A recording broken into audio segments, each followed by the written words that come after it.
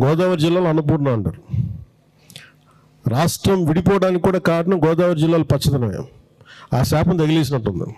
ఈరోజు గోదావరి జిల్లాలో మొత్తం కొబ్బరి చెట్లతోటి, తెలంగాణ నాయకులంతా అంటారు కొబ్బరి చెట్లతో చాలా ఆనందంగా ఉంటుంది, మీరు ఏమంటుందని పచ్చదనంతో చాలా బాగుంటుందండి. ఈరోజు కొబ్బరి చెట్లు ముండలు కూడా లేవు, అంత దిష్టి తగిలింది కోనసీమకి.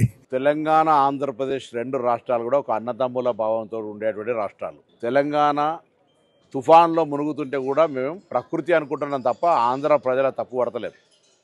ఎక్కడో కోనసీమలో కొబ్బరి చెట్టు ఎండిపోతే ఆంధ్రలో ప్రాతినిధ్యం వహిస్తున్న ఉప ముఖ్యమంత్రి తెలంగాణ వల్ల దృష్టి జరిగిందంటే ఆయన వివేకవంతుడో అవివేకవంతుడో నాకు తెలియదు. నేను ఆ మిత్రపక్షంకు బాధ్యత వహిస్తున్న తెలంగాణ భారతీయ జనతా పార్టీ నాయకత్వం ఆయన పట్ల స్పందించాలని కోరుతా ఉన్నా.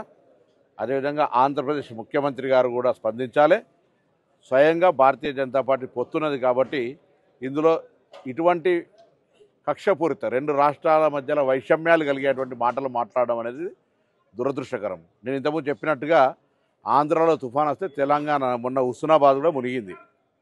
మేమేం ఆంధ్ర ప్రజలను తప్పుపడుతున్నాం, ప్రకృతి వైపరీత్యం కింద భావిస్తా ఉన్నాం. అక్కడెక్కడో చెట్లు ఎండిపోతే మమ్మల్ని దృష్టి కలిగిందని నిందిస్తే ఇది తెలంగాణ పౌరులకు అవమానం. వెంటనే ఉపసంహరించుకోవాలి, క్షమాపణ కోరాలి.